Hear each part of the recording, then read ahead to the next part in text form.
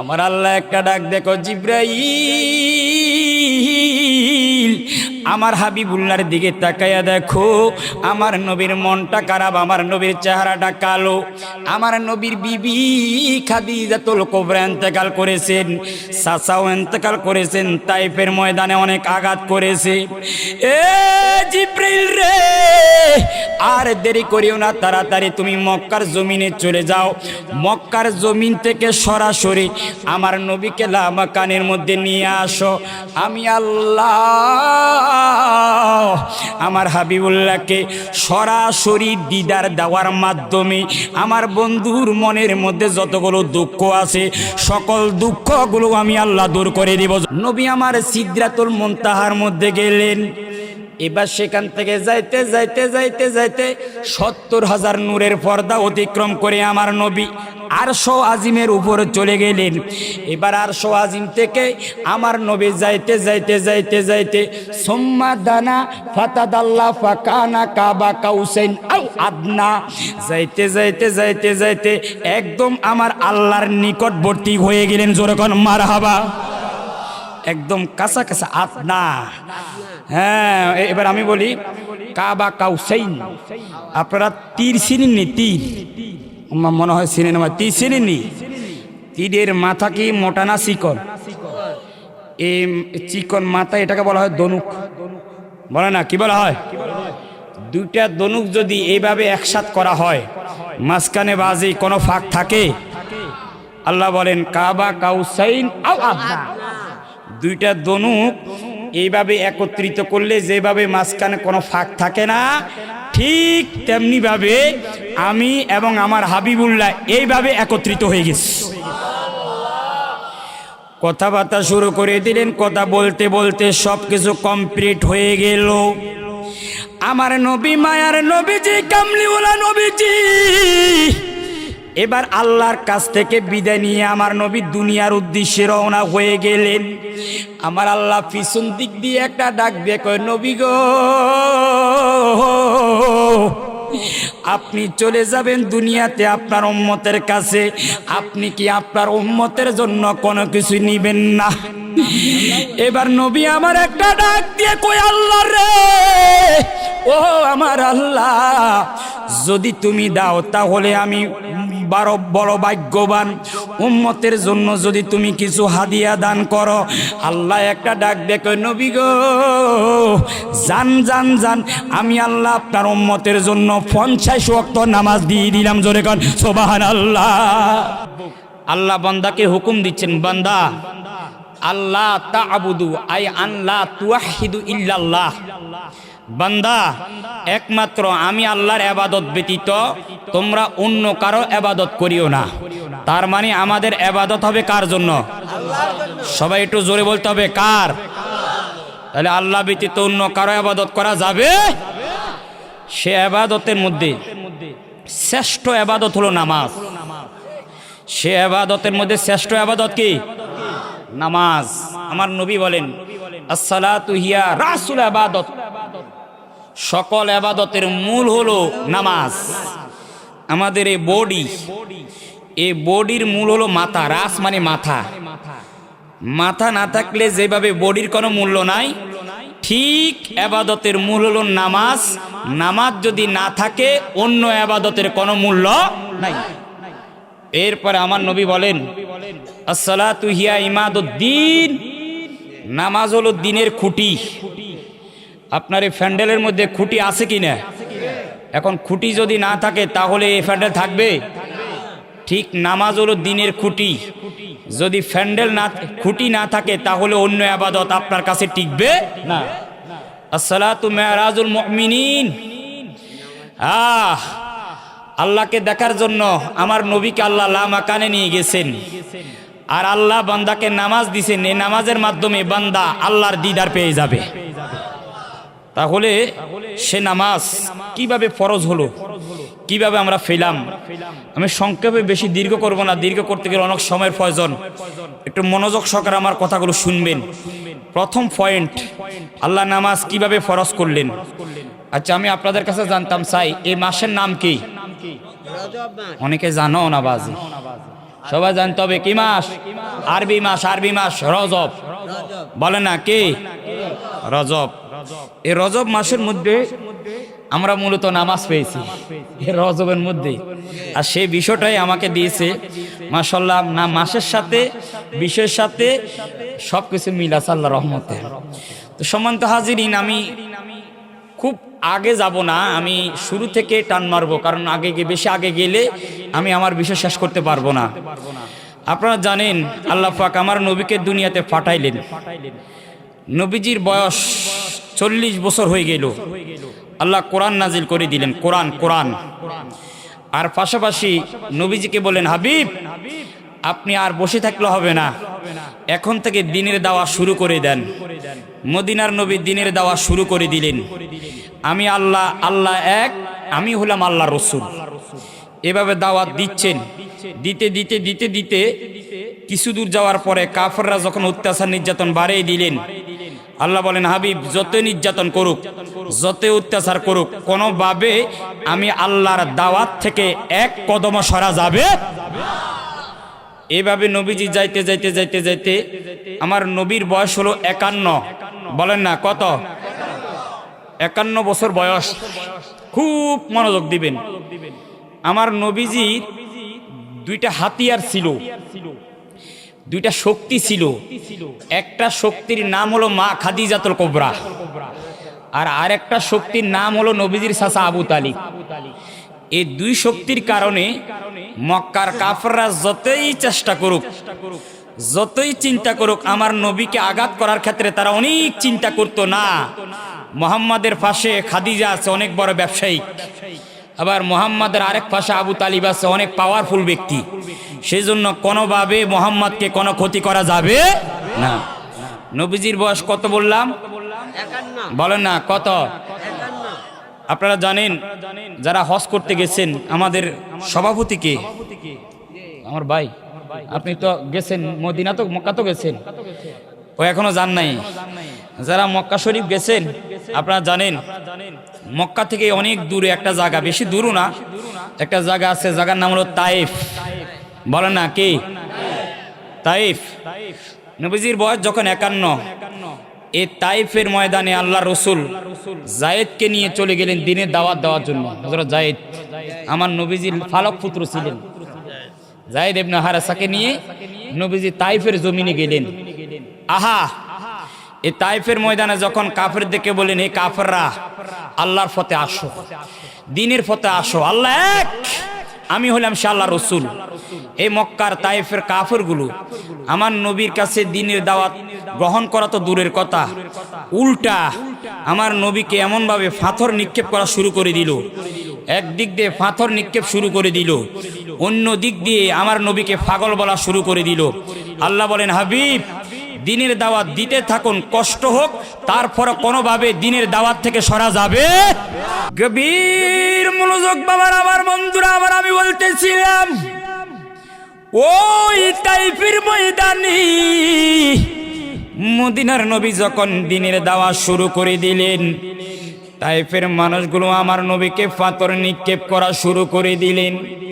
পাথর মারতে মারতে মারতে মারতে আমার নবীজির মাথা মোবারক থেকে রক্ত মোবারক আস্তে আস্তে নিচের দিকে যাচ্ছেন। আল্লাহ একটা ডাক, দেখো জিব্রাইল, তাকায়া দেখো কাফেররা আমার নবীকে পাথর নিক্ষেপ করেছে। আমার নবীজির মাথা মোবারকের রক্ত জমিনের দিকে যাচ্ছে। জিব্রাইল রে জিব্রাইল, ও জিব্রাইল, আমার হাবিবুল্লাহর রক্ত মোবারক যদি জমিনের মধ্যে একবার পড়ে যায়, এই জমিনের মধ্যে আমি আল্লাহ কোনো উদ্ভিদ তৈরি করব না। জিব্রাইল আরে দেরি করিও না, আমার নবীর কাছে চলে যাও, আমার নবীর রক্ত মোবারক গুলো তুমি হাতের মধ্যে নিয়ে নাও। জোরে কোন সুবহানাল্লাহ। বাবারা আমার, বন্ধুরা আমার, আমি বলতেছিলাম জিব্রাইল আমিন দ্রুত গতিতে স্পিরিটে মদিনার নবীর দরবারে হাজির হয়ে যায়। ও মার নবীজি, আপনি যদি আমাকে একবার হুকুম দেন এ তায়েফের জমিনটা আমি জিব্রাইল আমিন একদম জেরো জবর করে দিব, অর্থাৎ উল্টায়া দিব। আমার নবী তো মায়ার নবী, আমার নবী তো দয়াল নবী। আল্লাহর পরে আমার নবীর চাইতে বড় দয়ালু এই দুনিয়ার মধ্যে আর কেউ হতে পারে? আমার নবী একটা ডাক দেখো, ও ভাই জিব্রাইল, না না না না না, কোনোভাবে তাদেরকে ধ্বংস করা যাবে না।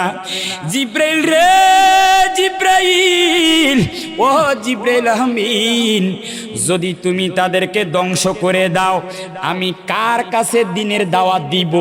সেই জন্য হয়তো তারা এখনো বোঝে না, একদিন যখন তারা বুঝতে পারবে আমি নবীর কাছে কলমা পড়ে তারা আল্লাহর পথে ফিরে আসবে। জোরে কোন সুবহানাল্লাহ।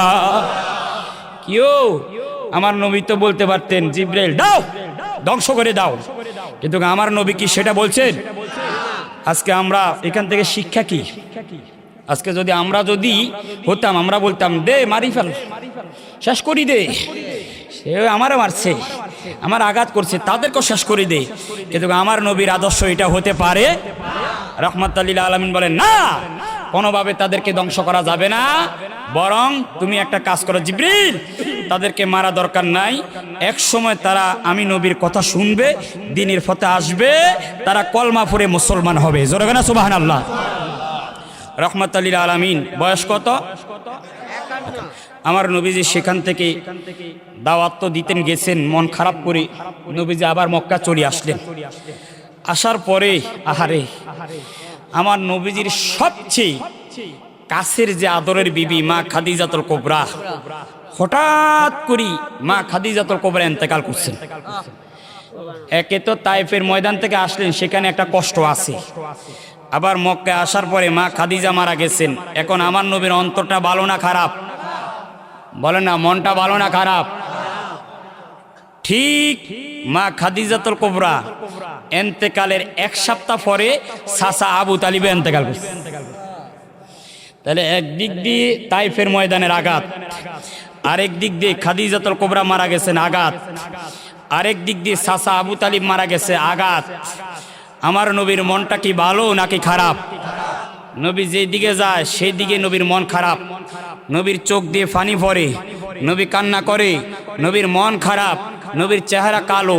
আমি আপনাদের কাছে জানতাম চাই, আমার নবীর মন খারাপ থাকুক, আমার নবীর চেহারা মলিন থাকুক, আমার নবীর চেহারা কালো থাকুক, সেটা কি আমার আল্লাহ কখনো পছন্দ করে? আরো জোরে করে। বাবারা আমার, বন্ধুরা আমার, আমি বলতেছিলাম মা খাদিজাতুল কুবরা ইন্তেকাল করলেন, চাচা আবু তালিব ইন্তেকাল করলেন। নবীজি যে দিকে যায় নবীজির চেহারাটা মলিন, নবীজির চেহারাটা খারাপ কালো। আমার আল্লাহ একটা ডাক দেখো, জিব্রাইল আমার হাবিবুল্লাহর দিকে তাকাইয়া দেখো, আমার নবীর মনটা খারাপ, আমার নবীর চেহারাটা কালো। আমার নবীর বিবি খাদিজাতুল কুবরা ইন্তেকাল করেছেন, চাচাও ইন্তেকাল করেছেন, তাইফের ময়দানে অনেক আঘাত করেছে। এ জিব্রাইল রে, আর দেরি করিও না, তাড়াতাড়ি তুমি মক্কার জমিনে চলে যাও, মক্কার জমিন থেকে সরাসরি আমার নবীকে লামাকানের মধ্যে নিয়ে আসো। আমি আল্লাহ আমার হাবিবুল্লাহকে সরাসরি দিদার দেওয়ার মাধ্যমে আমার বন্ধুর মনের মধ্যে যতগুলো দুঃখ আছে সকল দুঃখগুলো আমি আল্লাহ দূর করে দিব। জোরে কোন সুবহানাল্লাহ। কিও আল্লাহর যদি দেখে আর মনে কোনো দুঃখ থাকবে? আরো জোরে কোন না থাকবে? বাবারা আমার, বন্ধুরা আমার, জিব্রাইল আমিন আর দেরি করলেন না, সরাসরি চলে গেলেন জান্নাতের মধ্যে। জান্নাতের মধ্যে জিব্রাইল আমিন চলে গেলেন, জান্নাত থেকে সুন্দর দেখে বোরাক নিয়ে আমার নবীর দরবারে হাজির। আমার নবী উম্মে হানির ঘরের মধ্যে আমার নবী আরাম করে। আরেক বর্ণনা রয়েছে হাতিমে কাবার মধ্যে আমার নবী আরাম করতেছেন। জিব্রাইল আমিন নবীজির কদমের মধ্যে হাজির হয়ে যায়। ও মার নবীজি, ওঠেন ওঠেন ওঠেন। আমার নবীকে নিয়ে জমজমের কাছে চলে গেলেন। জমজম, আপনারা জমজম নাম শোনেন নাই? বাবা কষ্ট হয়, মাশাআল্লাহ, একটু বসেন মনোযোগ দিয়ে, আমরা বেশি দেরি করব না। জমজমের কাছে গেলেন, গিয়ে আমার নবীকে সিনাসক অর্থাৎ এটা হলো যে আমার নবীর জীবনে 4 বার সিনাসক হয়েছে। 4 বছর বয়স, 10 বছর, 40 বছর আর 51 বছর। তো নবীজির জমজমের কাছে গিয়ে আমার নবীজির বুক মুবারক এভাবে 2টা ফাট করে ভিতরে যা কিছু ছিল এগুলো বের করে জমজম এবং হাউজে কাউসারের পানি দিয়ে দোত করে এবার আমার নবীর ভিতরে এলেম এবং হিকমত 2টা ঢুকাই দিয়ে যাতে করে আসমানে যেতে আমার নবীর কোনো সমস্যা না হয়, ওই পরিবেশটা ঢুকাই দিয়ে এবার আমার নবীকে কমপ্লিট করে বাইতুল্লাহর পাশে বরাক। জিবরাইল আমিন বলেন, হুজুর বরাকে ওঠেন, আপনাকে নিয়ে আল্লাহর কাছে লামাকানে যাবো। জোরে কোন সুবহানাল্লাহ। বাবারা আমার, বন্ধুরা আমার, আমি বলতেছিলাম দয়াল নবীজি আমার বোরাকের মধ্যে আমার নবী ওঠে না, আমার নবী একটু দাঁড়ায় আছে। হুজুর উঠে যান, উঠে যান, উঠে যান। আমার নবী ওঠে না। আমার নবী ডাক দেখো, জিব্রাইল, ও জিব্রাইল, আমি যাব আল্লাহর দিদারে, আমার উম্মতের কি অবস্থা হবে? সরাসরি চলে যান নাই, উম্মতের একটা ব্যবস্থা করে যাইতেছে। জোরে না সুবহানাল্লাহ। এবার আমার জিব্রাইল আমিন আল্লাহর কাছে চলে গেলেন। কিছুক্ষণ পরে জিব্রাইল আমিন নবীর দরবারে হাজির। জিব্রাইল আমিন একটা ডাক দিল, মদিনার নবী গো, ও মায়ের নবীজি, আল্লাহ বলেছেন আপনাকে নিয়ে যাবেন লামাকানের মধ্যে, আর আপনার কোটি কোটি গুনাহগার উম্মতের জাবিনদার স্বয়ং আমার আল্লাহ নিজে হয়ে যাবে। জোরে কোন সুবহানাল্লাহ। এবার আমার নবী বোরাকের মধ্যে উঠলেন। নবী বোরাকে উঠছেন, জিব্রাইল আমিন সামনে, মিকাইল পিছনে, 70,000 ফেরেশতারা মিছিল দিয়ে দিয়ে আমার নবীকে নিয়ে রওনা হয়ে গেলেন। বাইতুল্লাহ থেকে রওনা হয়ে গেলেন। যাইতেছেন, যাইতে যাইতে যাইতে যাইতে হঠাৎ করে একটা খালি জায়গার মধ্যে চলে গেলেন। জিব্রাইল আমিন একটা ডাক দিয়ে কই, নবী গো, ও দয়াল নবীজি, ও মায়ের নবীজি, এই জায়গার মধ্যে একটু থামেন। আমার নবী থামলেন। কয়, নবী গো, এখানের মধ্যে আপনি 2 রাকাত নামাজ পড়েন। আমার নবী নামাজ পড়লেন। এবার কয়, হুজুর এখানের জন্য দোয়া করেন। আমার নবী দোয়া করলেন। এবার আমার নবী একটা ডাক দেখো, জিব্রাইল, এই জায়গাটার নামটা কি? কয়, নবী গো, এই জায়গার বর্তমান নাম হলো ইয়াসরিব। ইয়াসরিব কর না, কি নাম? অল্প কিছুদিন পরে আপনি মদিনার নবী মক্কা থেকে হিজরত করে যখন এই জায়গার মধ্যে আসবেন, ও নবীজি আমার, আপনার কদম মোবারকটা লাগার সাথে সাথে এটা আর ইয়াসরিব থাকবে না, এই জায়গার নামটা হয়ে যাবে সোনার মদিনা। জোরে কান সুবহানাল্লাহ। তাহলে আমার নবী এখন যেই জায়গায় আছেন এই জায়গার নাম হলো ইয়াসরিব। বলে না, কি নাম? আর যেই জায়গা থেকে রওনা হয়েছেন ওই জায়গার নাম হলো বাইতুল্লাহ। বলেন, কি নাম? একটু মনে রাখেন, কি নাম? বাইতুল্লাহ। এবার ইয়াসরিব থেকে আমার নবী বোরাকে উঠলেন। যাইতেছেন, যাইতে যাইতে হঠাৎ করে একটা জায়গা যাওয়ার পরে জিব্রাইল আমিন বলেন, হুজুর এখানে একটু থামেন। থামলো।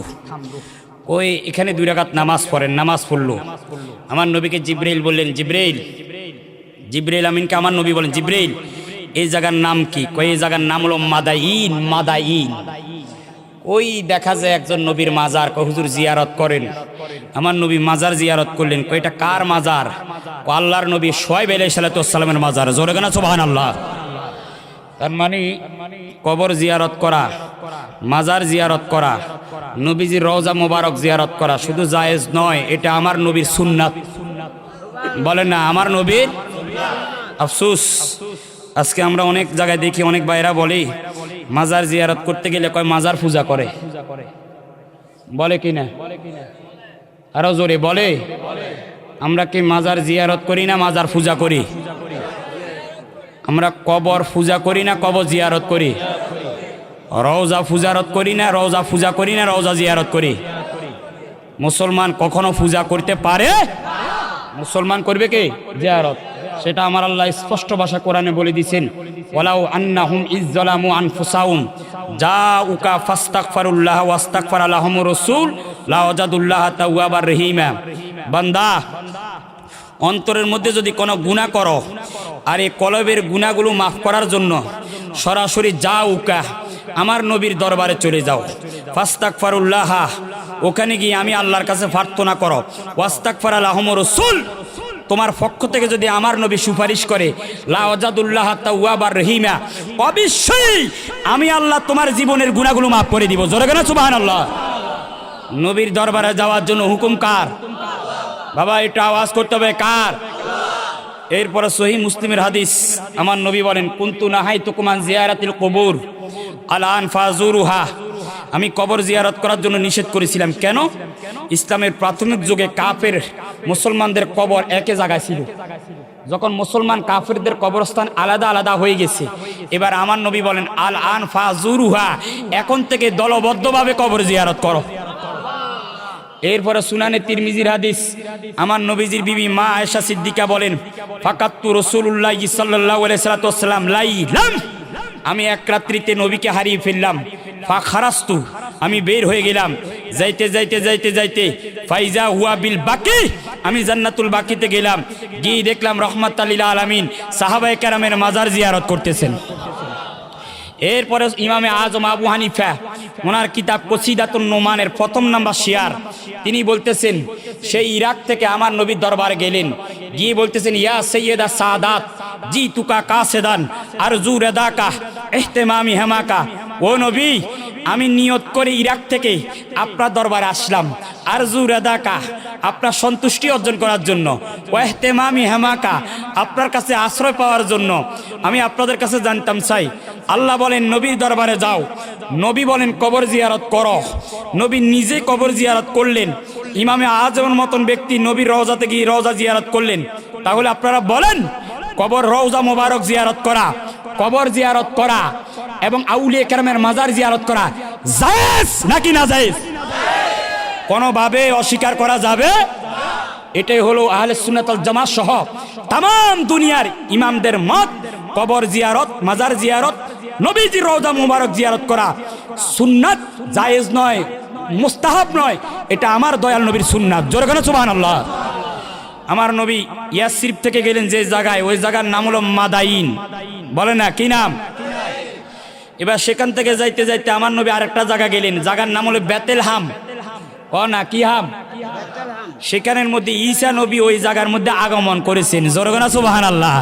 বাবারা আমার, বন্ধুরা আমার, আমি বলতেছিলাম মদিনার নবী কামলিওয়ালা নবীজি আমার, যাইতে যাইতে বেতেলহাম থেকে যাইতে যাইতে আমার নবী চলে গেলেন কসিবে আহমর। সহিহ ইবনে হিব্বানের হাদিস, আমার নবী বলেন, মারাত্তু ইনদাল কসিবুল আহমর ফারাইতু মুসা আলাইহিস সালাতু ওয়াস সালাম ইউসাল্লি ফি কবরি। কসিবে আহমর একটা জায়গার নাম, লাল পাহাড়ের না জায়গা, ওই পাহাড়ের কাছে মুসা নবীর মাজার শরীফ। মদিনার নবী ডাক দিয়ে বলে, উম্মত, আমি নবী যখন কসিবে আহমর অতিক্রম করে আমি যাচ্ছিলাম, আমি উপর থেকে তাকায়া দেখলাম মুসা কলিমুল্লাহ কবরের ভিতরে দাঁড়াইয়া দাঁড়াইয়া নামাজ পড়তেছেন। জোরে কোন সুবহানাল্লাহ। বন্ধুরা রে, বাবারা রে, নবী কসিবে আহমর থেকে সামনে গেলেন, যাইতে যাইতে যাইতে যাইতে মুসলমানদের প্রথম কিবলা বাইতুল মাকদিস অথবা বাইতুল মুকাদ্দাস, যেটাকে আমরা মসজিদুল আকসা বলে থাকি। আমার মদিনার নবীজি যাইতে যাইতে ওই বাইতুল মুকাদ্দাসের মধ্যে চলে গেলেন। জোরে কোন সুবহানাল্লাহ। তাহলে আমার নবীর সফর শুরু হয়েছে কোথা থেকে? মক্কা। আরো জোরে কোন না, কোথায়? বাইতুল্লাহ। আরো জোরে, কোথায়? প্রথম স্টেশনের নাম হলো ইয়াসরিব, দ্বিতীয় স্টেশনের নাম হলো মাদাইন, তৃতীয় স্টেশনের নাম হলো বেতেলহাম, চতুর্থ স্টেশনের নাম হলো কি? কসিবে আহমর। পঞ্চমে গিয়ে আমার নবী বাইতুল্লাহতে মসজিদুল আকসাতে ঢুকলেন। নবী যাওয়ার পরে সেখানে দেখতেছেন 1,24,000 নবীরা আমার দয়াল নবীর জন্য আগ থেকে অপেক্ষা করতেছে। বাবারা আমার, বন্ধুরা আমার, মদিনার নবী কামলিওয়ালা নবীজি আমার মসজিদের মধ্যে আমার নবী প্রবেশ করলেন। নবীরা কাতার বন্দী হয়ে গেছে।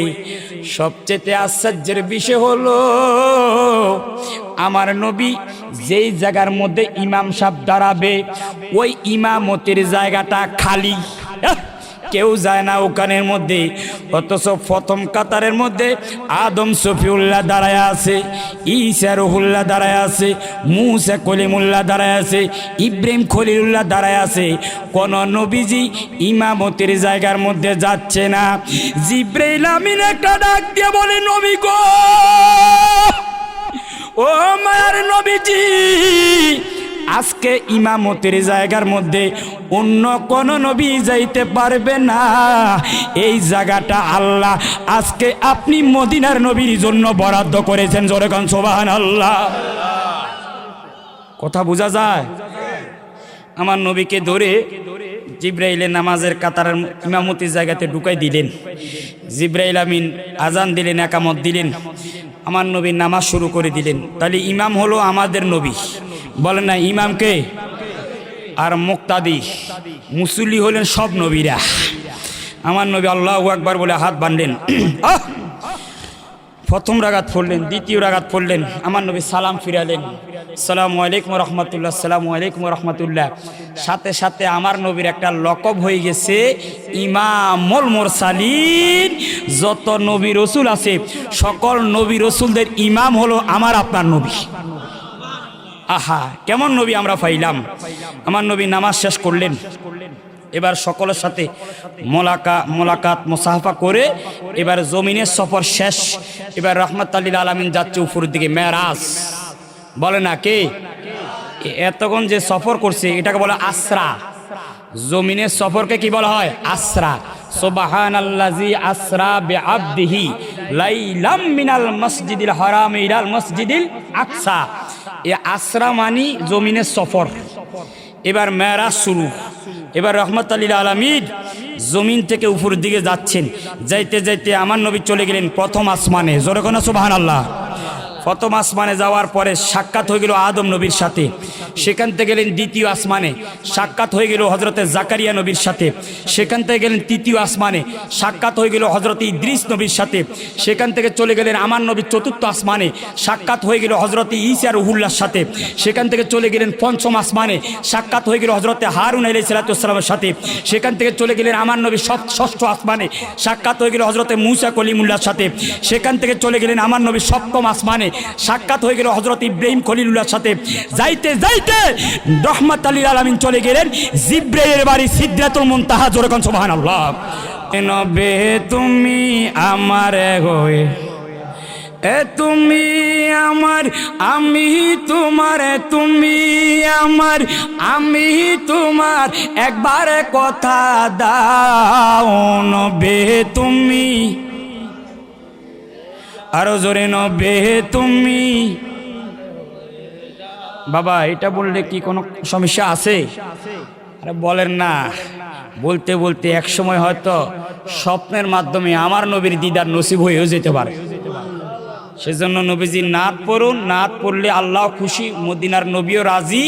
আল্লাহ আপনার আমল নামা থেকে সগীরা গুনাহগুলো মাফ করে দিবেন। জোরে কেন সুবহানাল্লাহ। তাই মহব্বতে বলেন নবে তুমি, আরো জোরে নবে তুমি, এ তুমি আমার, আমি তোমার, তুমি আমার, আমি তোমার, একবার কথা দাও নবে তুমি, এ নবে তুমি আমার গো, এ তোমায় ভালোবাসি হৃদয়ের টানে, মন বসে না কোনো কাজে তোমায় বিহনে, এ গুনাহগারম মতি ডাকে, গুনাহগারম মতি ডাকে, একবার ফিরে চাও নবে তুমি, আরো জোরে নবে তুমি। বাবারা আমার, বন্ধুরা আমার, আমি বলতেছিলাম নবী আমার সিদরাতুল মুনতাহার মধ্যে গেলেন। এবার সেখান থেকে যাইতে যাইতে যাইতে যাইতে ৭০,০০০ নূরের পর্দা অতিক্রম করে আমার নবী আরশ আজিমের উপরে চলে গেলেন। এবার আরশ আজিম থেকে আমার নবী যাইতে যাইতে যাইতে যাইতে সুম্মা দানা ফাতাদাল্লা ফাকানা কাবা কাউসাইন আও আদনা, যাইতে যাইতে যাইতে যাইতে একদম আমার আল্লাহর নিকটবর্তী হয়ে গেলেন। জোরে কোন মারহাবা। একদম কাছা কাছা আদনা। হ্যাঁ, এবার আমি বলি কাবা কাউসাইন। আপনারা তীর চিনেননি? তীর মনে হয় চিনেন, আমার তীর চিনেননি? তীরের মাথা কি মোটা না চিকন? এই চিকন মাথা এটাকে বলা হয় ধনুক, বলে না? কি বলা হয়? দুইটা ধনুক যদি এইভাবে একসাথ করা হয়, মাঝখানে বাজে কোনো ফাঁক থাকে? আল্লাহ বলেন কাবা কাউসাইন আও আদনা। দুইটা ধনুক এইভাবে একত্রিত করলে যেভাবে মাঝখানে কোনো ফাঁক থাকে না, ঠিক তেমনি ভাবে আমি এবং আমার হাবিবুল্লাহ এইভাবে একত্রিত হয়ে গেছি। কথাবার্তা শুরু করে দিলেন। কথা বলতে বলতে সব কিছু কমপ্লিট হয়ে গেল। আমার নবী, মায়ার নবীজি, কামলিওয়ালা নবীজি এবার আল্লাহর কাছ থেকে বিদায় নিয়ে আমার নবী দুনিয়ার উদ্দেশ্যে রওনা হয়ে গেলেন। আমার আল্লাহ পিছন দিক দিয়ে একটা ডাক দিয়ে কয়, নবী গো, আপনি চলে যাবেন দুনিয়াতে আপনার উম্মতের কাছে, আপনি কি আপনার উম্মতের জন্য কোনো কিছু নিবেন না? এবার নবী আমার একটা ডাক দিয়ে কই, আল্লাহ রে, ও আমার আল্লাহ, যদি তুমি দাও তাহলে আমি বড় ভাগ্যবান। উম্মতের জন্য যদি তুমি কিছু হাদিয়া দান করো। আল্লাহ একটা ডাক দেখো, নবী গো, জান জান জান, আমি আল্লাহ আপনার উম্মতের জন্য 50 ওয়াক্ত নামাজ দিয়ে দিলাম। জোরে কোন সুবহানাল্লাহ। আরো জোরে কোন সুবহানাল্লাহ। এই নামাজ ফরজ, বলেন না? এই নামাজ ফরজ। এই প্রথম পয়েন্টের আলোচনা শেষ হয়েছে, তাও একদম সংক্ষেপে করছি বাজি। বিস্তারিত করতে গেলে তো অনেক সময় লাগতো। আমি ডাইরেক্ট গেছি গিয়ে, দেখেন না এখানে প্রতিটা স্টেশনের মধ্যে এমন এমন আলোচনা আছে, এক এক স্টেশনের মধ্যে আলোচনা করলে 2 ঘন্টা করা যাবে। একদম ডাইরেক্ট কোনো স্টেশন ছাড়া। কিছু বাস দেখেন না কোনো জায়গায় থামে না, ডাইরেক্ট চলে যায় না। আমিও ডাইরেক্ট চলে গেছি আর কি, এই জন্য সময় কম লাগছে। এই আল্লাহ নামাজ ফরজ করলেন, তো যেই দিন আল্লাহ আমাদের উপর নামাজ ফরজ করছেন, ওই দিন আমার নবীর বয়স ছিল 51 বছর 5 মাস 15 দিন। বলেন না? 51 বছর 5 মাস 15 দিন। তাহলে যদি এটাও মনে না থাকে, কেউ যদি আপনাদেরকে যদি বলে নামাজ কখন ফরজ হয়েছে, তখন সরাসরি বলে দিবেন মেরাজের রজনীতে আল্লাহ নামাজ ফরজ করছে। কোন না? কোন রজনী? আরো জোরে, কোন রজনী? আমাদের মধ্যে অনেক ভাইরা আছে আমার নবীর মেরাজকে মানতে চায় না, আছে কি না? আছে না? তাফসীরে রুহুল বায়ানের মধ্যে রয়েছে আমার নবীর টোটাল মেরাজ হচ্ছে 36 বার। কোন না? কয়বার? 36 না, 36। আরো জোরে, কয়বার? এর মধ্যে 33 বার স্বপ্নে। কোন না? 33 বার কি?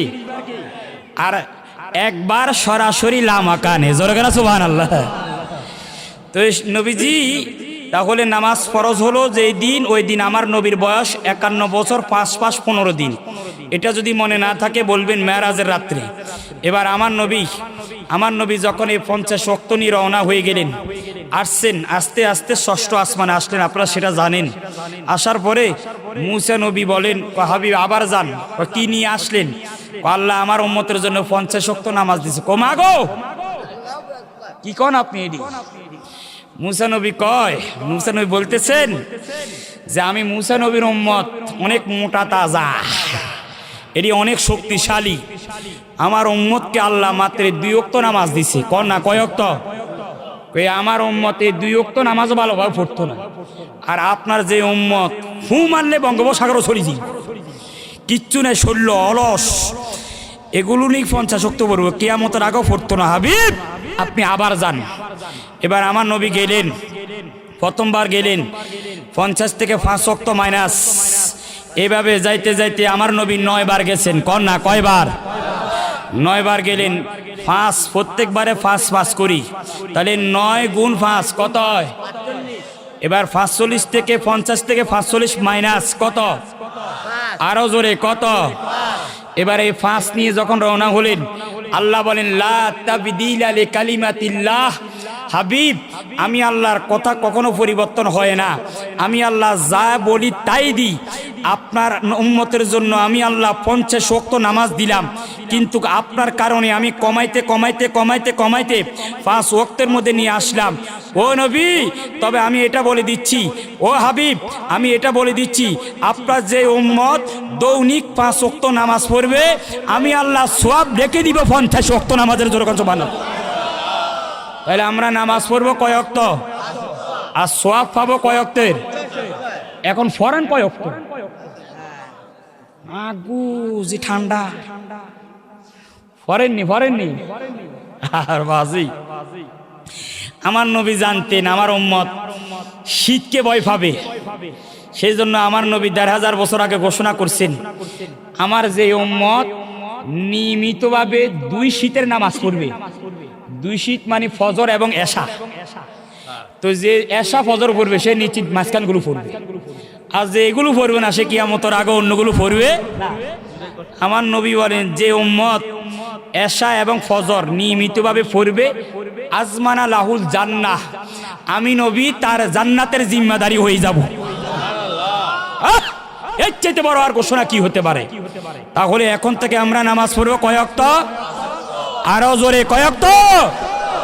আমি আপনাদের কাছে আলোচনা করতে পারি, কোনো আলোচনা অভাব নাই, কিন্তু বাজি যদি আমল না করেন এই আলোচনা করে কোনো ফায়দা। বর্তমান যুগে আমলের ওয়াজ করলে মানুষ শোনে না। যত আপনি হাসাইতে পারেন, যত রসগস দিতে পারেন, যত লাফাল দিতে পারেন, যত এসকু দিতে পারেন, তত মনে করে যে অনেক বড় মাফের হুজুর, কি মজা। কিন্তু কোরআন হাদিসের আলোচনা করলে তুই এটা তো মজা নাই, রস নাই, চল যাইয়া। আছে কিনা? আছে কিনা? আরে আগের যুগের আলেমরা দিয়ে ওয়াজ করতো, কোনো শোধ দিত, কোনো লাফালাফি করতো? এই আলেমদের কথা শুনি মানুষ দিনের পথে আসতো, নামাজ পড়তো, মা বাবার খেদমত করতো। বহুত মানুষ এই আলেমদের কথা শুনে শুনে আমল করে করে আল্লাহর ওলি হয়ে গেছে, ঠিক কিনা? তো সেজন্য বাবা 5 ওয়াক্ত নামাজ আল্লাহ দান করলেন আমার নবীর মাধ্যমে, এর চাইতে বড় আর কি হতে পারে? নবী যেটা নিয়ে আসছেন, তাহলে আমরা 5 ওয়াক্ত নামাজ ঠিকভাবে আদায় করবো তো ইনশাআল্লাহ।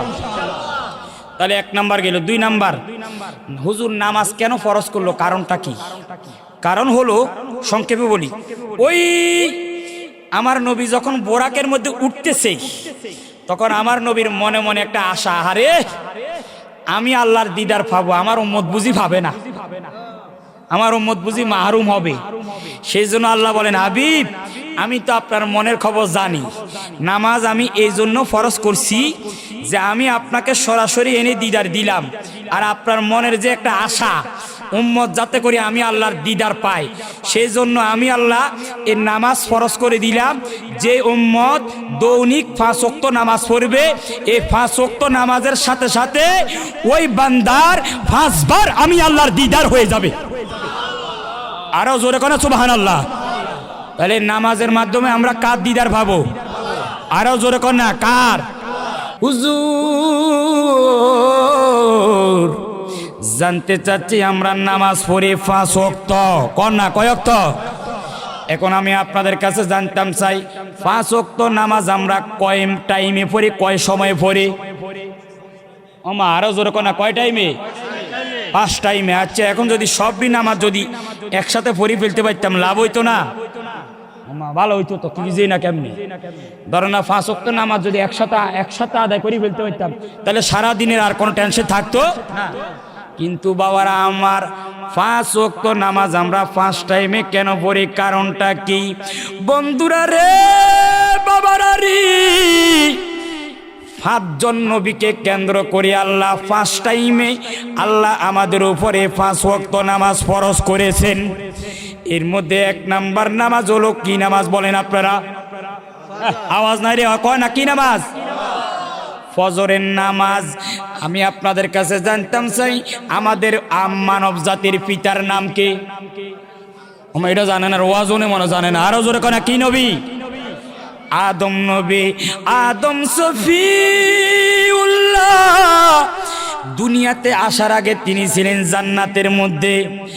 এবার আল্লাহ হাওয়াকে তৈরি করলেন, দুইজনকে তৈরি করার পরে আমার আল্লাহ একটা ডাক দেখো, আদম জান্নাতের মধ্যে বসবাস করো, তবে কোনোভাবে ওই যে গুন্দুম ফল আছে, নিষিদ্ধ ফল আছে, এই ফলের কাছে কোনোভাবে যাওয়া যাবে না।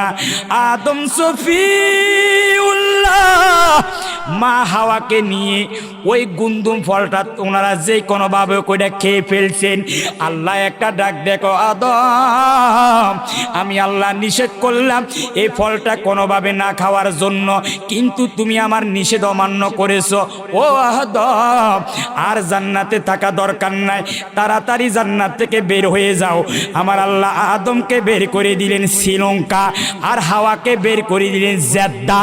মনে রাখবেন, আদম দে জান্নাত থেকে নামছেন, যে দেশের মধ্যে নামছেন ওই দেশের নাম হলো শ্রীলঙ্কা।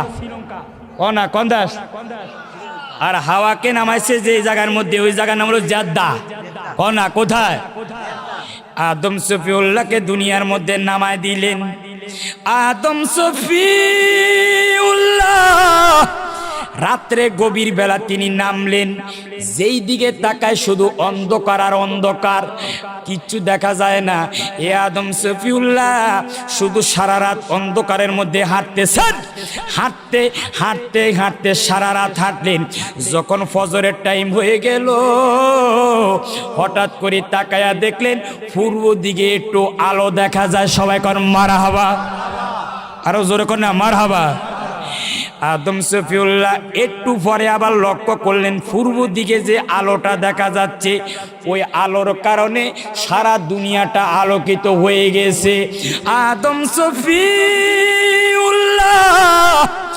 এ আলো দেখিয়া তিনি খুশি হয়ে গেলেন। সাথে সাথে তিনি আল্লাহর শুকরিয়া আদায় করে ওই ফজরের টাইমে তিনি 2 রাকাত শুকরিয়ার নামাজ আদায় করলেন। আমার আল্লাহর কাছে আদম নবীর এই নামাজটা বেশি ভালো লেগেছে, শুকরিয়ার নামাজ। আমার আল্লাহ একটা ডাক দেখো, হাবিব আদম নবী এই নামাজটা আমি আল্লাহর কাছে ভালো লেগেছে। ওই আদম নবী যে সময় নামাজটা আদায় করেছেন, ওই সময় আমি আল্লাহ ওই শুকরিয়ার নামাজটাকে আমার হাবিবুল্লাহর উম্মতের জন্য আমি আল্লাহ ফরজ করে দিলাম। জোরে কর সুবহানাল্লাহ। তার মানে এখান থেকে প্রমাণ হয়ে গেল আমরা ফজর পাইছি বাবা আদম নবীর উসিলা। আরো জোরে কর না, কোন নবী? জোরে বলতে হবে, কোন নবী? আদম নবী। ফজর, ফজর। এবার বলেন ফজরের পরে কোন নামাজ? আরো জোরে, কোন নামাজ? জোহর। ইব্রাহিম নবী নাম শুনছেন নি আপনারা? আরে ইব্রাহিম নবীকে আল্লাহ অনেকগুলো পরীক্ষা করেছেন, 36 মতান্তরে 48টা বড় বড় পরীক্ষা করেছেন। তার মধ্যে একটা পরীক্ষা হল, ইব্রাহিম তুমি নিজের ছেলেকে জবাই করো, প্রিয় জিনিস জবাই করো। ইব্রাহিম খলিলুল্লাহ ছিলেন ফিলিস্তিন, সেখান থেকে মক্কা চলে গেলেন। হযরত ইসমাইল জবিউল্লাহর বয়স 14 মতান্তরে 13 মতান্তরে 18। হাজরাকে বলে ইব্রাহিমকে ইসমাইলকে সাজাইয়া দাও, সাজাইয়া দিলেন। দেওয়ার পরে রওনা হয়ে গেলেন।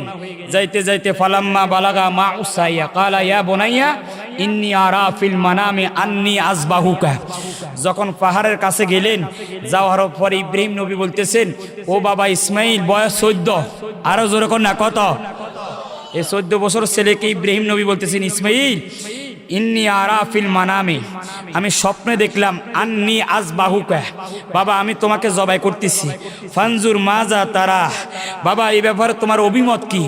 এই 14 বছরের বাচ্চা বলতেছেন, বাবা ইফ আল মা তুমারু, বাবা তুমি টেনশন করিও না, বাবা তুমি চিন্তা করিও না, আল্লাহ তোমাকে যা হুকুম করেছেন তুমি তাই পালন করো, আমাকে আল্লাহর জন্য তুমি জবাই করে দাও। জোরে কর সুবহানাল্লাহ। আর আমরা যদি হতাম কি করতাম? আমার বাবা যদি বলে আগামীকাল সকালে তোমার জবাই করা হবে, যদি আমি সুযোগ পাই উল্টা বাবার রাত্রে কাম সারাই দিই। আর যদি সুযোগ না পাই, রাত্রে রাত্রে ইন্ডিয়া পার হয়ে আমি পাকিস্তানে চলে যাই। কেউ কি মরতে চায়? ওমা আরো জোরে কোনা চায়? চায় না। কেউ মরতে চায় না। এমনি অনেকে বলে না আমি মরতাম চাই, আমি আর বাঁচতাম চাই না, এরকম মানুষ আসেনি? অনেক মানুষ আছে তো, আমার মরণ আসে না কেন, আমি মরতাম চাই। আসলে বাজে, এটা মিথ্যা কথা, এটা একদম ডাহা একটা মিথ্যা কথা। কেউ মরতে চায় না।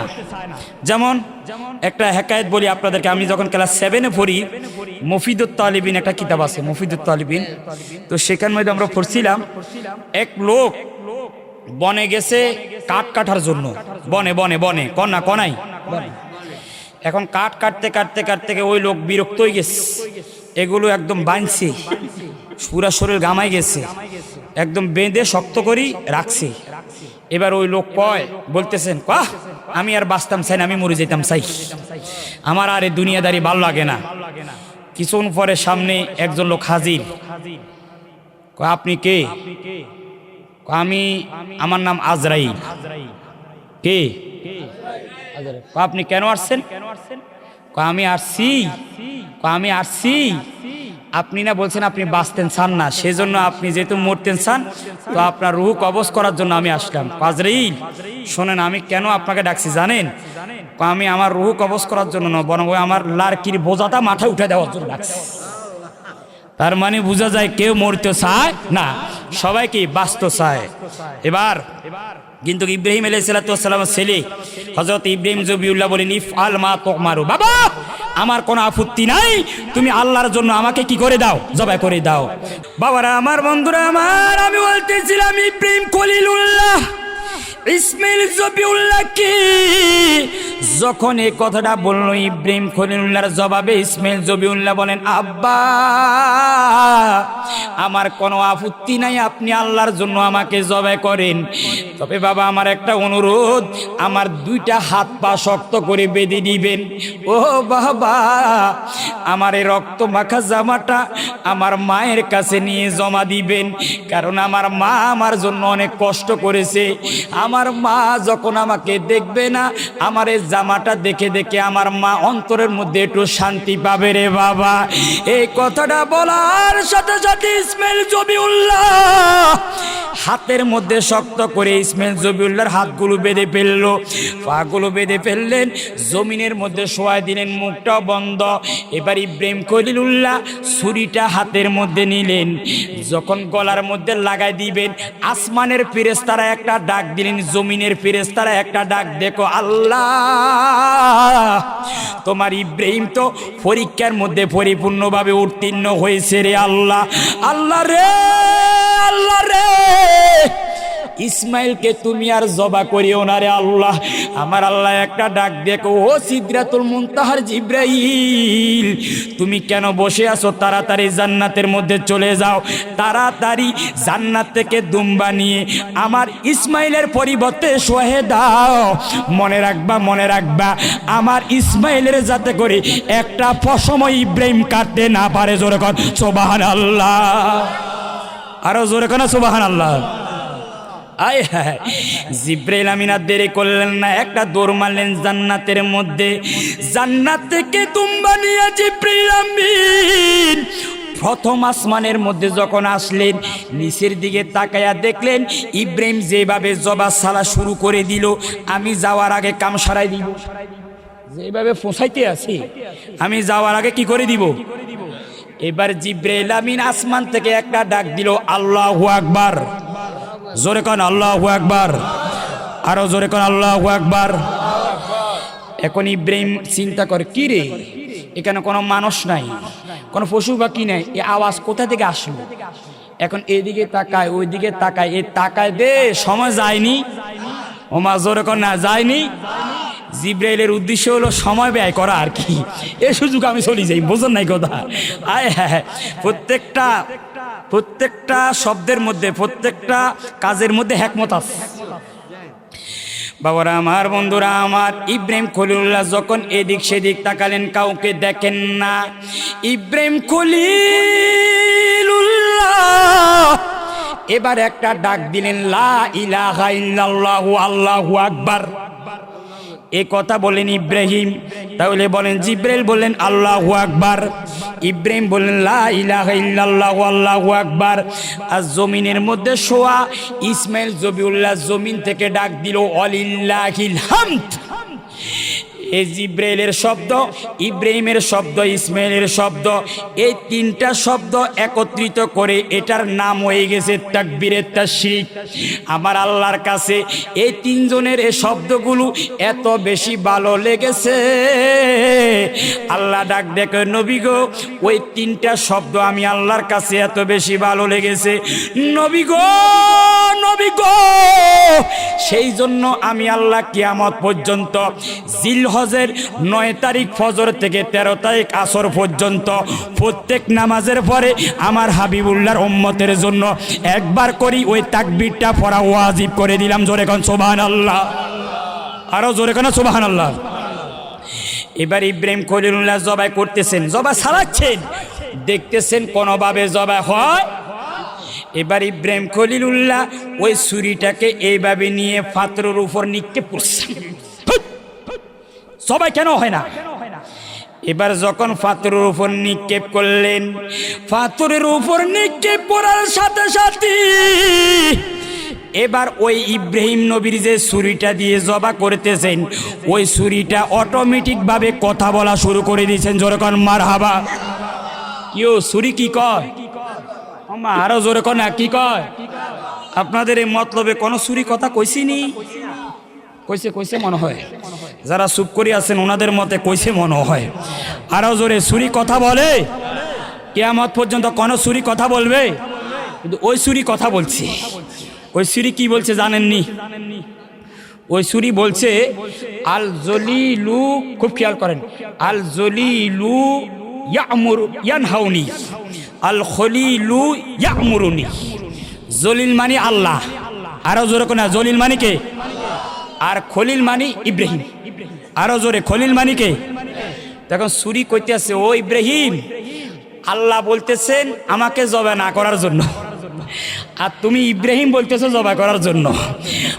তুমি ইব্রাহিমের পক্ষে নয়, আমি ছুরি আমার আল্লাহর পক্ষে। জোরে না সুবহানাল্লাহ। সেজন্য আমি কোনোভাবে জবাই করতে পারবো।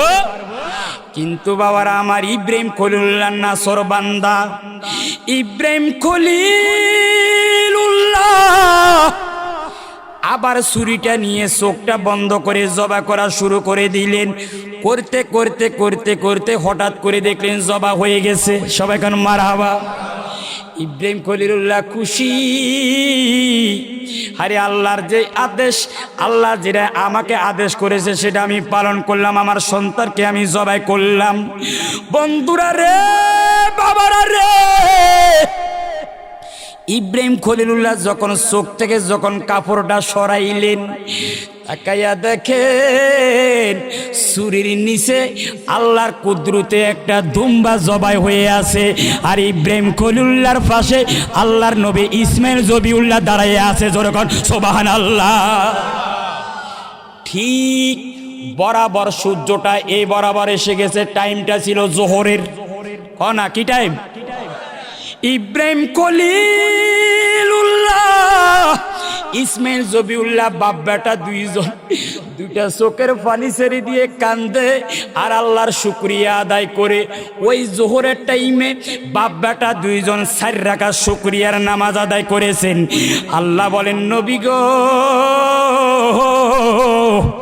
ইব্রাহিম খলিলুল্লাহ ইসমাইল জবিউল্লাহ ওই জোহরের টাইমে যে 4 রাকাত শুকরিয়ার নামাজ আদায় করেছেন, ওই নামাজটা আমি আল্লাহর কাছে বেশি ভালো লেগেছে।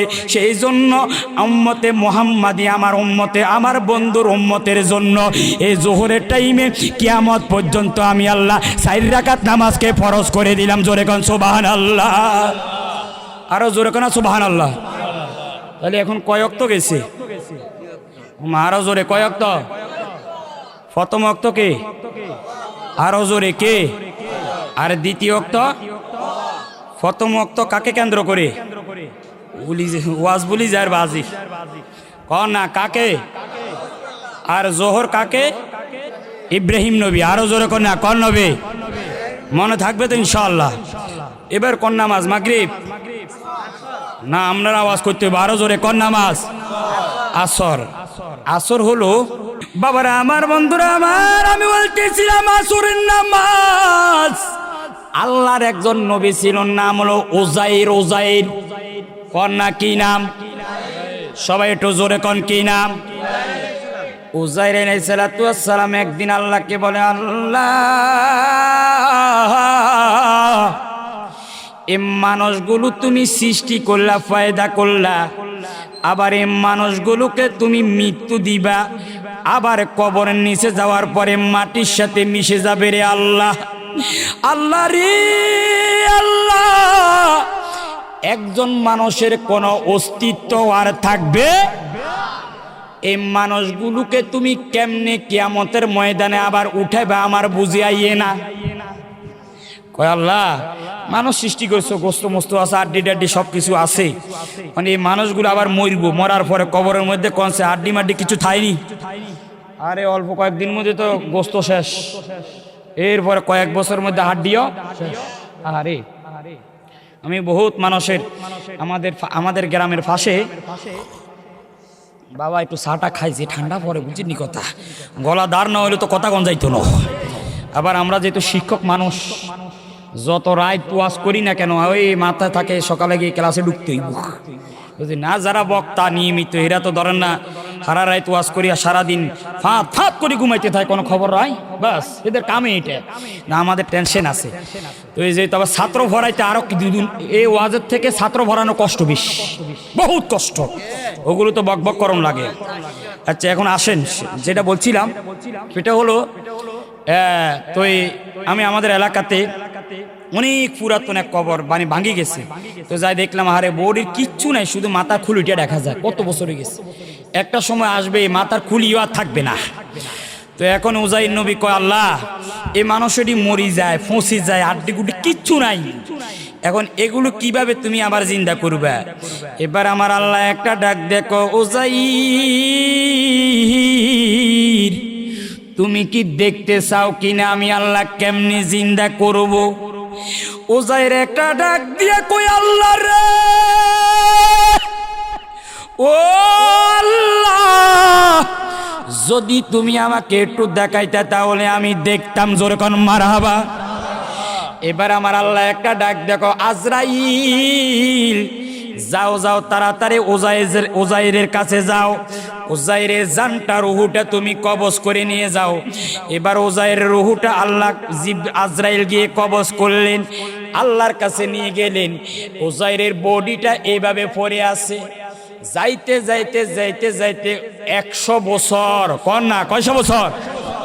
আমার আল্লাহ একটা ডাক দেখো, আজরাইল যাও যাও যাও যাও উযাইরের বডির মধ্যে রুহুটা ঢুকায়া দাও। আজরাইল উযাইরের বডির মধ্যে রুহুটা ঢুকাই দিলেন, উযাইর জিন্দা হয়ে যায়। সবাই কোন মারহাবা।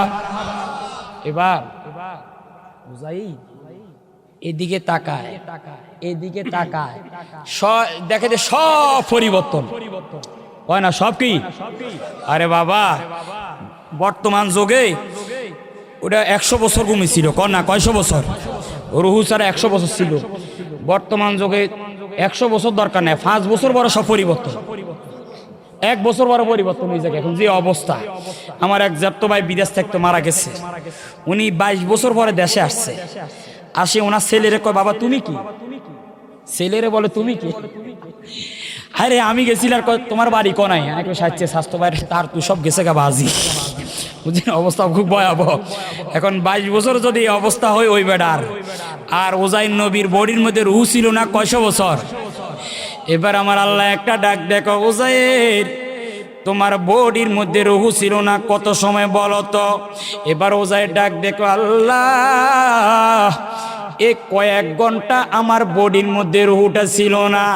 আল্লাহ একটা ডাক দিয়ে কই, উযাইর রে না না না না না, বরাবর 100 বছর তোমার রুহু ছিল না তোমার বডির মধ্যে, অর্থাৎ তুমি এইভাবে পড়েছিলা।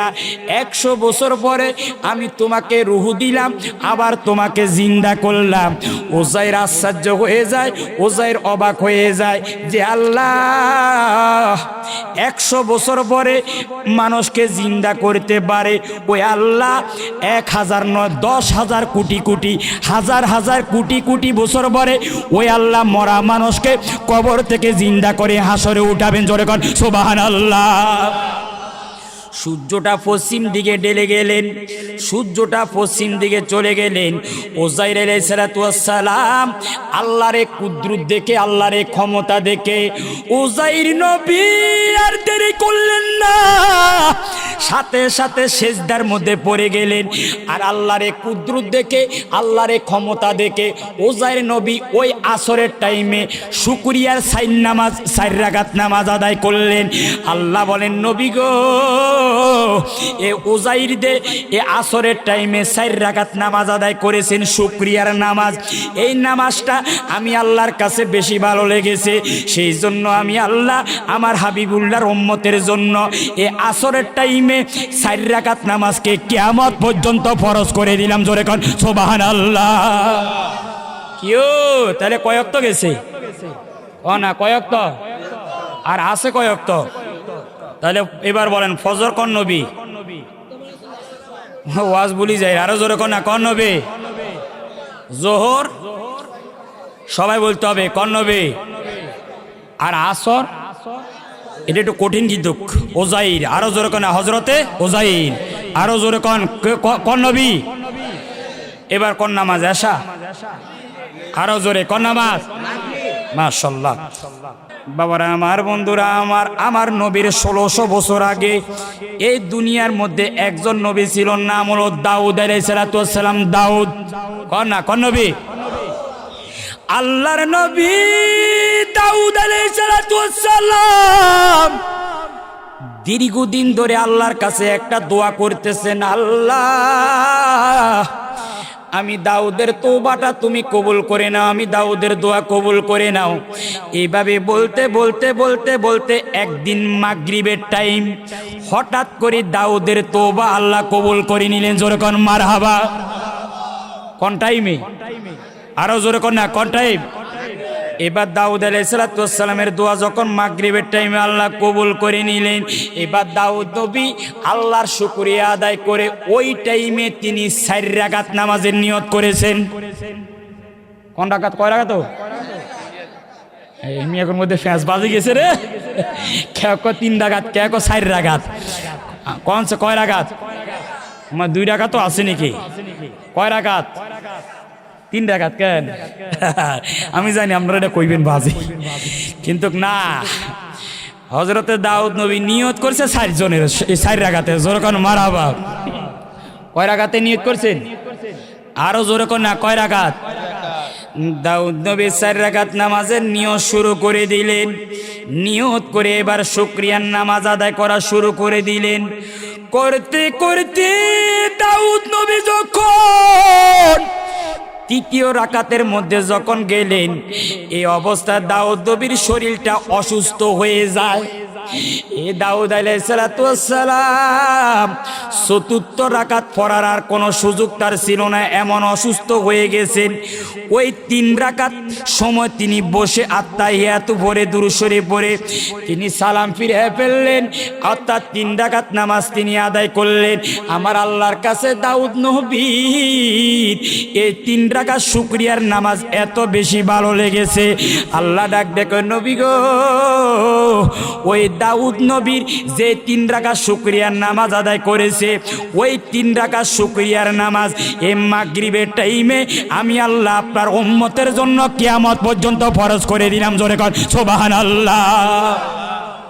অর্থাৎ নিয়ত করছে কয় রাকাতের, কিন্তু 3 রাকাত পড়ার পরে তিনি কি হয়ে গেছে? অসুস্থ। এইভাবে উনি বসে সালাম ফিরে আলাইছেন। আল্লাহ কয় দাউদের এই 3 রাকাত নামাজ আমার কাছে ভালো লেগেছে, সেজন্য কিয়ামত পর্যন্ত উম্মতে মুহাম্মাদের উপরে 3 রাকাত নামাজকে মাগরিবের টাইমে আমি আল্লাহ ফরজ করে দিলাম। আর আছে কয় রাকাত? আর কয় ওয়াক্ত আছে? আরো জোরে কয় ওয়াক্ত? কোন ওয়াক্ত? একটু জোরে কর না, কোন ওয়াক্ত? এশা আমি সংক্ষেপে বলতেছি, আমার দয়াল নবী এশারের টাইমে 4 রাকাত নামাজ পড়তো। মদিনার নবী কামলিওয়ালা নবীজি আমার সব সময় 4 রাকাত নামাজ আদায় করতেন। আমার আল্লাহর কাছে আমার এর নবীর 4 রাকাত নামাজ বেশি ভালো লেগেছে। আমার আল্লাহ ডাক দেখে, নবী গো, আপনি যে এশারের টাইমে 4 রাকাত নামাজ পড়েন, এটা আমি আল্লাহর কাছে বেশি ভালো লেগেছে। সেই জন্য আমি আল্লাহ কিয়ামত পর্যন্ত এশারের টাইমে আপনার উম্মতের জন্য এই 4 রাকাত নামাজকে ফরজ করে দিলাম। জোরে কোন সুবহানাল্লাহ। যে কানে কাঁদেন নবী, হাই কেমনে যাইব আমি, ওই মদিনাটা জোরে বলবেন, কেমনে যাইব আমি, দিনা হাই কেমনে যাইব আমি, হৃদয়ের কোতে তোমাকে জানাই, পাগল হয়ে কাঁদি নবী দিদারের আশায়, হৃদয়ের কোতে তোমাকে জানাই, পাগল হয়ে কাঁদি নবী দিদারের আশায়, কবে আসবেন দয়াল নবী আমার আঙ্গিনায়, কবে আসবেন দয়াল আঙ্গিনায়, কেমনে যাইব আমি, দিনা কেমনে যাইব আমি। সবাই বলুন মারহাবা। তাহলে আমরা নামাজ কয় ওয়াক্ত পড়ি? সবাই বলুন কয় ওয়াক্ত, কয় টাইমে, আরো জোরে কয় টাইমে? এবার সবাই একটু জোরে বলবেন, ফজর কোন নবী? বাবা একটু জোরে কোন, আরো জোরে কোন নবী? জোহর কোন নবী? আসর কোন নবী? হযরত উযাইর, আরো জোরে কোন না, কোন নবী? উযাইর। মাগরিব দাউদ, আর এশা আমার নবী। সবাই বলেন মারহাবা। তাহলে 3 নাম্বার পয়েন্ট গেল। নামাজ কিভাবে ফরজ হলো? 1 নাম্বার, নামাজ কেন ফরজ করলেন? 5 ওয়াক্ত নামাজ 5 টাইমে কেন পড়ি? মনে থাকবে তো ইনশাআল্লাহ? শুধু ওয়াজ করে গেলে হইতো না, বাজে কিছু নিয়ে যাইতে হবে। আপনি যখন জানবেন শিখবেন তখন না আমল করবেন, না জানলে না শিখলে কেমনে আমল করবেন? যখন জানবেন তখন না এটার প্রতি গুরুত্ব দিবেন। তাহলে 3 নাম্বার পয়েন্ট গেল। 4 নাম্বার পয়েন্ট সংক্ষেপে বলি, নামাজ নিয়ে আসলেন যেই নবী, ওই নবীর নামাজ কেমন ছিল, আমার নবী কেমন নামাজ পড়তেন, সংক্ষেপে আমি বলবো। বাবা কিতাবের নাম শামাইলে তিরমিজি, ইমাম তিরমিজির স্বতন্ত্র একটা কিতাবের নাম শামাইলে তিরমিজি। ওখানের মধ্যে একটা অধ্যায় আছে, বাবু মা জাফি ইবাদাতুন নবী সাল্লাল্লাহু আলাইহি ওয়াসাল্লাম, যে আমার নবীর ইবাদতের অধ্যায়, নবী কেমন ইবাদত করতেন। এই অধ্যায়ের মধ্যে অনেকগুলো হাদিস আছে। তার মধ্যে 1 নাম্বার হাদিস, আমার নবী, মনে রাখবেন, আমার নবী বিবাহ করছে 11টি। আরো জোরে কর না, কয়টি? কিন্তু নবীর সাথে সব সময় ছিল 9 জন বিবি। একজন ইন্তেকাল করেছেন, আরেকজন চলে গেছেন, আর 9 জন বিবি ছিলেন। প্রত্যেক বিবিকে আমার নবী সময় দিতে 3 দিন করি। কর না, কয় দিন? আমরা বিবাহ করব কয়টা? কনা কয়টা? আল্লাহর বিধান আছে 60টা। বাজি অজ্ঞা চালাইতে পারি না, 4 কেন করবেন, ঠাক মারিয়ে লইব। হেমনে যে অবস্থা, একটাই বালা, একটা চালাইতে তো কিয়ামত হই যায়, 60টা করব, দরকার নাই, একটাই বালা। এখন আসেন, কিন্তু আমার নবী বিবাহ করেছেন মোট 11টি। এটা নবীর জন্য প্রযোজ্য, উম্মতের জন্য সর্বোচ্চ 4টা, যদি ইনসাফ করতে পারে। কিন্তু বাবা আমরা ইনসাফ করতে পারি না। বিবাহ একটা করলে যখন আরেকটা করি তখন বড় বউর কাছে আর যাই না, ছোট বই নিয়ে পড়ি থাকি, ছোট স্ত্রী নিয়ে পড়ি থাকি, বড় স্ত্রীর আর কোনো খবর থাকে না। সেই জন্য আপনি যেতে ইনসাফ করতে পারবেন না, আপনার জন্য 60টা করার কোনো দরকার নাই, একটাই ভালো। আমার নবী 9 জন বিবিকে, প্রত্যেক বিবিকে আমার নবী 3 দিন করে সময় দিত। কর না, কয় দিন? আরো জোরে, কয় দিন? তো এই 3 দিনের মধ্যে একবার আয়েশা সিদ্দিকা রাদিয়াল্লাহু তাআলা আনহা, যিনি মহিলাদের মধ্যে সবচেয়ে বড় মুহাদ্দিসা, সবচেয়ে বড় মুফতি ছিলেন, সবচেয়ে বড় মুফাসসির ছিলেন, সবচেয়ে বড় আলেম ছিলেন, আলেমা মা আয়েশা। আমার নবী বিবাহ করেছেন 6 বছর বয়সে, নবীর ঘর আইনছেন 9 বছর বয়সে। আমার মা আয়েশার বয়স যখন 18, তখন আমার নবী ইন্তেকাল করলেন। তো ঠিক এই আয়েশা রাদিয়াল্লাহু তাআলা আনহুর এক সময় 3 দিনের সময় আমার নবী মা আয়েশার ঘরের মধ্যে ঘুমায়। তো মা আয়েশাকে প্রশ্ন করলেন, আয়েশা আপনি তো অনেক বড় মুহাদ্দিস, আচ্ছা আপনার সাথে তো আমার দয়াল নবী আরাম করতো, আপনার কাছে জানতাম চাই নবীজি রাত্রের বেলার নামাজ কেমন ছিল? আরো জোরে কোনো সুবহানাল্লাহ। নবীজির রাতের নামাজ কেমন ছিল? বাবারা আমার, বন্ধুরা আমার, মা আয়েশাকে প্রশ্ন করা হলো, আয়েশা মদিনার নবীর রাত্রের বেলার নামাজটা কেমন ছিল? মা আয়েশা সিদ্দিকা একটা ডাক দিয়ে কই, দুনিয়ার মানুষেরা রে, ও পৃথিবীর মানুষেরা, দয়াল নবী রাত্রের বেলা যখন আমি আয়েশার সাথে যখন নবীজি আরাম করতেন, আমি দেখতাম নবীজি রাতের প্রথম অংশে আমার নবী ঘুমায়া যাইতেন। রাত্রে যখন গভীর হয়ে যেত, মদিনার নবী ঘুম থেকে উঠিয়া ওযু কালাম করিয়া নামাজের মুসল্লার মধ্যে আল্লাহকে রাজি করার জন্য আমার নবী দাঁড়াইয়া যাইতেন। যেরকম সুবহানাল্লাহ। মা আয়েশা বলেন, এইভাবে মদিনার নবী সারা রাত নামাজ আদায় করতেন।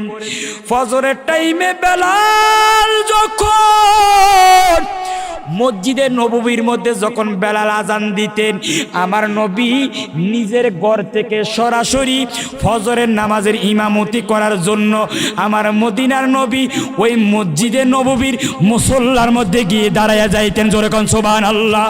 বাবারা আমার, বন্ধুরা আমার, আমি বলতেছিলাম মদিনার নবী মসজিদে নববীর মুসল্লার মধ্যে আমার নবী দাঁড়ায়া যাইতেন, ফজরের নামাজ আদায় করতেন।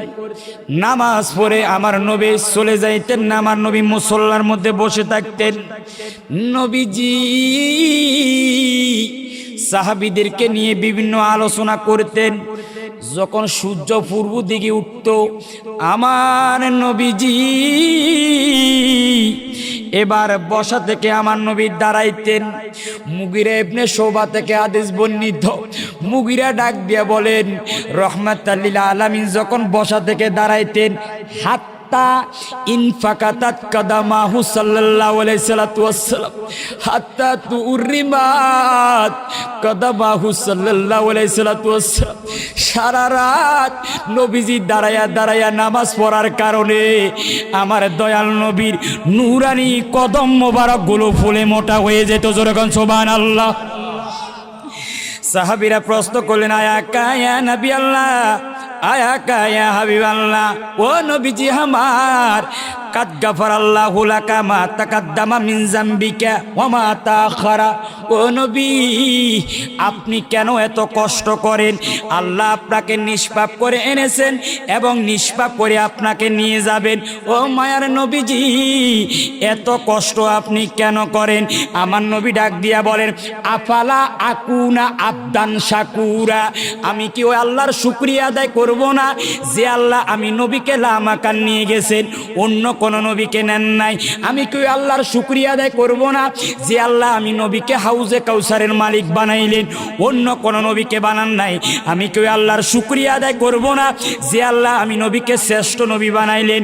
আমি কি আল্লাহর শুকরিয়া আদায় করব না যে আল্লাহ আমি নবীকে নবীদের শ্রেষ্ঠ বানাইলেন, আমি নবীকে কাল কিয়ামতের ময়দানে শাফাআতে কুবরার মালিক বানাইলেন? ও সাহাবীরা আমার, ওই আল্লাহর শুকরিয়া আদায় করার জন্য আমি নবী বেশি বেশি আল্লাহর ইবাদত করে। জোরে কর সুবহানাল্লাহ। কিও সাহাবী বলতেছে, হাত্তা তুরিমাত কাদামাহু সাল্লাল্লাহু আলাইহি সাল্লাম, আমার নবী সারা রাত দাঁড়ায় নামাজ পড়ার কারণে নবীজির কদম মোবারক ফুলে মোটা হয়ে যেত। সাহাবীরা বলছেন, হুজুর আতাতাকাল্লাফু হাযা, আপনি এত কষ্ট কেন করেন? কাদ গাফারাল্লাহু লাকা মা তাকাদ্দামা মিন যামবিকা ওয়া মা তাআখারা। ও নবী, আল্লাহ আপনাকে নিষ্পাপ করে এনেছেন, নিষ্পাপ করে নিয়ে যাবেন, এত কষ্ট কেন করেন? আমার নবী বলেন, ও সাহাবীরা, আমি নবীকে আল্লাহ লামাকানে নিয়ে গেছেন, অন্য কোন নবীকে নেন নাই। আমি নবীকে হাউজে কাউসারের মালিক বানাইছেন, অন্য কোন নবীকে বানান নাই। আমি নবীকে আল্লাহ সৈয়দুল মুরসালিন বানাইছেন, অন্য কোন নবীকে বানান নাই। আমি নবীকে সবচেয়ে উম্মতের মালিক বানাইছেন, অন্য কোন নবীকে বানান নাই। তা আমি কি ওই আল্লাহর শুকরিয়া আদায় করব না? হ্যাঁ, ওই আল্লাহর শুকরিয়া আদায় করার জন্যই আমি নবী বেশি বেশি আল্লাহর ইবাদত করি। জোরে করে সুবহানাল্লাহ। এখন আমার প্রশ্ন আপনাদের কাছে, আল্লাহ কি আমাদেরকে নিয়ামত দেয় নাই? আরো জোরে দেয় নাই? আমরা কত জায়গায় যাই বাবা, বহু জায়গায় যাই, দেখি অনেক ব্যক্তি এভাবে হাত দেয়, হুজুর কিরে কথা বলে না। দেখি দে আরে লোকটা বোবা। তো বাবা আল্লাহ দে আমাকে আপনাকে এত সুন্দর একটা জবান দিছে, এর চাইতে বড় নিয়ামত কি আর হতে পারে? আরো জোরে হতে পারে? কত মানুষের চোখ নাই, অন্ধ, আমাকে আপনাকে আল্লাহ দে চোখ দিছে, এর চাইতে বড় নিয়ামত হতে পারে? আমাকে আপনাকে আল্লাহ চেহারা কত সুন্দর, হাত কত সুন্দর, পা কত সুন্দর। আমি আপনাদের কাছে জানতাম চাই, এখানে একজন মানুষ আসেননি যে হুজুর রিজিকের অভাবে, খাদ্যর অভাবে আজকে 3 দিন ধরে কোনো খানা খাইতে পারি না, এরকম কোনো মানুষ আছে? তাইলে আমার আল্লাহ আমাকে আপনাকে রিজিকের ব্যবস্থা করে দেয় কি না? তাইলে যে আল্লাহ রিজিকের ব্যবস্থা করে দিল, যে আল্লাহ সুন্দর 2টা চোখ দিল, যে আল্লাহ সুন্দর 2টা এত সুন্দর একটা চেহারা দিল, হাত দিল, পা দিল, স্ত্রী দিল, সন্তান দিল, পরিবার দিল, সব কিছুর ব্যবস্থা করে দিল, তাইলে ওই আল্লাহর শুকরিয়া আদায় করা দরকার আছে কি না? আওয়াজ দিব না, আছে কি না? আর সে আল্লাহর শুকরিয়া আদায় করার সবচেয়ে বড় মাধ্যম হলো নামাজ। আরো জোরে কর নাকি? আরো জোরে কি? নামাজ, নামাজ, নামাজ, নামাজ, নামাজ, নামাজ। রাহমাতাল লিল আলামিন। আমি আলোচনা শেষ করে দিচ্ছি, আপনাদের কষ্ট হচ্ছে। রাহমাতাল লিল আলামিন শেষ মুহূর্তে আমার নবী মা আয়েশা সিদ্দিকার হুজুরার মধ্যে আরাম করতেছেন, সিদ্দিক আকবর ইমামতি করতেছেন। আমার নবীজি আয়েশাকে বলে, আয়েশা আমার মাথার একটু তুলে ধরো। মা আয়েশা নবীজির মাথা তুলে ধরলেন, আর নবীজি মা আয়েশার সিদ্দিক আকবরের নামাজ দেখে আমার নবী চোখ দিয়ে পানি পড়তেছে। আয়েশা বলে, মা নবী গো, সাহাবীরা নামাজ পড়ে আপনি কেন কান্না করেন? আমার নবী বলেন, আয়েশা আমি দুঃখে কান্না করি না, আমি আনন্দে কান্না করি। জোরে না সুবহানাল্লাহ। কয়ে নামাজকে প্রতিষ্ঠা করতে গিয়ে আমি নবী তাইফের ময়দানে রক্ত কোরবান করে দিয়েছি। এই নামাজকে প্রতিষ্ঠা করতে গিয়ে আমি উহুদের ময়দানে দান শহীদ করেছি। এই নামাজকে প্রতিষ্ঠা করতে গিয়ে আমাকে পাগল বলেছে। এই নামাজকে প্রতিষ্ঠা করতে গিয়ে মক্কার কাফেররা আমি নবীর মাথার উপর উটের নাড়ি বুড়ি দিছে। যে নামাজের জন্য আমি নবী এত কষ্ট করলাম, এত শ্রম দিলাম, এত ত্যাগ দিলাম, আজকে সাহাবীরা সে নামাজ পড়তেছে, আমি নবী সাহাবীদের নামাজ দেখে আনন্দে কান্না করতেছি। জোরে সুবহানাল্লাহ। শুধু তাই নয়, যেই দিন আমার নবী দুনিয়া থেকে বিদায় নিবেন, আল্লাহর দিদারে চলে যাবেন, ওই দিন সর্বশেষ আমার নবী 3টা শব্দ বলছেন, আসসালাত, আসসালাত, আসসালাত। উম্মত নামাজ, নামাজ, নামাজ, নামাজ। তাহলে বলেন সে নামাজের গুরুত্ব আছে কিনা? আফসোস আজকে সে নামাজের টাইম আমরা ঘুম যাই। মুয়াজ্জিন বলতেছে হাইয়া আলাস সালাহ, হাইয়া আলাল ফালাহ, আর আমরা আরামে নাক টানি ঘুম যাচ্ছি, নামাজের খবর নাই। বাবা গত বছর এই মাহফিলে ছিল, আজকে মাহফিলে নাই, এরকমও মানুষ আসেনি। 1 বছরে মানুষ মরণ, আর আগামী বছর দিয়ে আমি আপনি বাঁচবো, এই গ্যারান্টি কেউ দিতে পারবেন? বলে না, দেওয়া যাবে? তাহলে আগামী বছর এই টাইমে হয়তো আমি আপনি কবরও থাকতে পারি। সেজন্য আমি আপনাদের হাতে ফাই ধরে অনুরোধ করি, বাবা যেখানে থাকেন, যে অবস্থায় থাকেন, কোনোভাবেই নামাজটা ছাড়বেন না। আপনি মসজিদ দিলেন, এই মসজিদকে কেন্দ্র করে আজকের এই মাহফিল, হ্যাঁ মসজিদ, জামে মসজিদকে কেন্দ্র করি। এখন মসজিদের খোরাক হলো মুসল্লি। এখন অনেক সময় আমরা দেখি ইমাম সাহেব একাকী নামাজ পড়ি ফেলে, আছে কি না? তাহলে এই মসজিদ আপনাকে অভিশাপ দিবে না। হাদিস শরীফে আছে, কাল কিয়ামতের ময়দানে কিছু মুসল্লি, শোনেন, কিছু মুসল্লি যখন ফুলসিরাত পার হতে যাবে, এখন এই মুসল্লিগুলি ফুলসিরাতের মাঝখানে গিয়ে তারা আটক হয়ে যাবে। একবার সামনে যাবে, আবার পিছনে যাবে। তখন আপনি যে ফানজাগানা মসজিদে নামাজ পড়ছেন, এই মসজিদটা নৌকা আকার ধারণ করে ওই ফুলসিরাতে গিয়ে বলবে, তুমি আমার মধ্যে ওঠো, আর এই মসজিদটা আপনাকে ফুলসিরাতের উপর পার করে দিবে। আমি মসজিদের মধ্যে নামাজ পড়ছো, আজকে কঠিন বিপদে পড়ে গেছো, আমি তোমাকে কিভাবে ফেলে যাই, তখন মসজিদ আপনাকে ওই ফুলসিরাত পার করে দিবে। সেজন্য বাবা কষ্ট করি হলো, যদি ঘরের পাশে, বাড়ির পাশে মসজিদ থাকে, কোনোভাবে ঘরে নামাজ না পড়ি মসজিদে গিয়ে নামাজ পড়বেন, মসজিদে আবাদ করবেন, 5 ওয়াক্ত নামাজ পড়বেন। এবার সর্বশেষ আমি বলি, নামাজ যিনি পড়বেন ওনার পড়লে কি ফায়দা? 1 নাম্বার, চেহারা সুন্দর হয়ে যাবে। যারা নামাজ পড়ে তাদের চেহারা কি হয়ে যাবে? সুন্দর হয়ে যাবে। 2 নাম্বার, যারা নামাজ পড়বে তাদের রিজিক বাড়ি যাবে। কয় না, কি বাড়ি যাবে? 3 নাম্বার, যারা নামাজ পড়বে চিন্তার মধ্যে আছে, হতাশার মধ্যে আছে, আল্লাহর কসম করে বলি আপনি নামাজ পড়া শুরু করে দেন, আপনার মধ্যে কোনো টেনশন থাকবে না। বাবা অনেক যুবকরা আছে, কয় আমার চাকরি নাই, আমি এমনি আসি হেমনে আসি। আরে বাবা আমি বলি তুমি নামাজ শুরু করে দাও, অটোমেটিক আমার আল্লাহ তোমার চাকরির ব্যবস্থা করে দিবে। তাইলে আপনার রিজিকের ব্যবস্থা হয়ে যাবে। নামাজ পড়লে আপনাকে মানুষ সম্মান করবে, নামাজ পড়লে আল্লাহর রহমত নাজিল হবে। তাহলে নামাজ পড়লে রহমত নাজিল হবে, নামাজ পড়লে রিজিক বাড়ি যাবে, নামাজ পড়লে মানুষের সম্মান করবে, নামাজ পড়লে আল্লাহর রহমত নাজিল হয়ে যাবে। আর বিপরীত দিক দিয়ে আপনি যদি নামাজ ছেড়ে দেন, আপনার চেহারা সৌন্দর্য চলে যাবে, রহমত উঠে যাবে, রিজিক কমে যাবে, হতাশা চিন্তা বেড়ে যাবে। তাহলে বলেন সে নামাজ পড়লে কি লাভ নাকি লস? আরো জোরে লাভ না লস? তাইলে ওয়াদা দেন নামাজ পড়বেন তো ইনশাআল্লাহ? আরো জোরে পড়বেন তো? আমরা নামাজ চাই কিনা? আরো জোরে চাই কিনা? আল্লাহ আমাদেরকে কবুল আর মঞ্জুর করে শোনা, আমিন।